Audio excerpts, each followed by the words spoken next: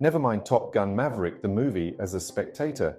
If you have sat in a cockpit before, whatever the type of aircraft, you will know there is magic and adrenaline in the tiny space. Imagine the word rotate and your right hand on the thrust levers and your left hand on the yoke or flight stick, and you ascend with tons of steel lifted into the air to the heavens. That feeling is indescribable, no matter how many times you take off. Welcome to our channel, where we share insights on leadership, marketing, branding, communications, and technology. Be sure to subscribe. With the song No Looking Back by Michael McDonald and Kenny Loggins ringing in my ears this morning, I recalled what being an aviator taught me about leadership. So then, let me count the 5 ways which aviation taught me on what a leader should be. I call it HELPS, or H-E-L-P and S, for humble, eager, learning, practice, and sensible. 1. Humble. Unlike the old days where commercial pilots came from military backgrounds, most pilots who rise to the left seat, pilot in command PC or captain, do not. There are some mid-career changes as well from many diverse industries, such as finance, engineering, science, and even medicine.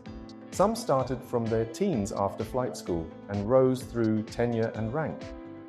In the modern cockpit, crew resource management, or CRM, is important, where the captain and the first officer work in tandem, helping each other through the tasks from takeoff to landing and taxi to gate. There is not a moment nor reason for the captain to be arrogant. Every decision and action depends on the perfect symphony and collegiality of both pilots working together. 2. Eager. Love what you do and do what you love. For most aviators, flying is a choice as much as it is a responsibility. If you cannot love flying, there won't be a reason for you to rise up in the wee hours or deep in the night to dress smart and go fly. Therefore, there must be a sense of purpose and passion in pursuing this sometimes thankless job, and often meticulous and even pressurizing path. 3. Learning. I often marvel at how some people can imagine getting a bachelor's degree is the end-all and be-all to learning. When you finish college, you are often only in your 20s. And in many locales, people do live till their 80s and more. My late grandfather, a retired Army general, went on to become an economist and author before becoming a chief executive of a university hospital in his 90s. He passed on at 104 years old. To keep abreast of what we do, aviators have to learn, relearn, unlearn, and keep going. 4. Practice. All award-winning actors on stage or on screen got there by practice. You get a script and you start practicing until the lines are etched in your head. Then you internalize the lines and fuse the words with emotion and context. After that, you articulate through enunciation, tone, pitch, facial expressions, and subtext to portray what those mere lines of text intended. And you keep going and keep practicing until the lines become you. And you can convince your audience that you are this character and you lived the life of this character. It is the same with aviation. You don't get to be on the right seat, much less the left seat of a captain, until and unless you have practiced ad infinitum. No pain, no gain. It is that simple. 5. Sensible. Pilots or leaders should never decide based on knee-jerk reactions or groupthink.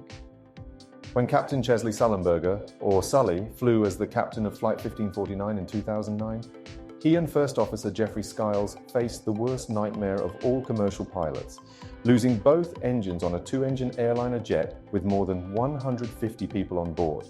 Due to a bird strike, both engines on their aircraft shut down and could not be restarted.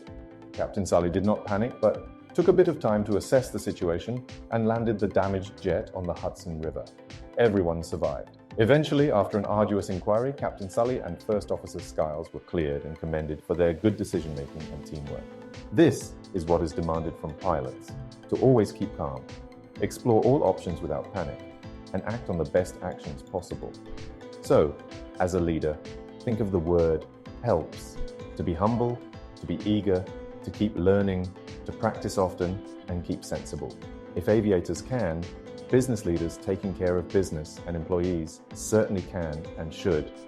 If you want to do serious business in the Asia Pacific and need a long-term partner for your marketing and PR efforts, talk to us today. Subscribe to our channel to be in the know on leadership, marketing, branding, communications, and technology.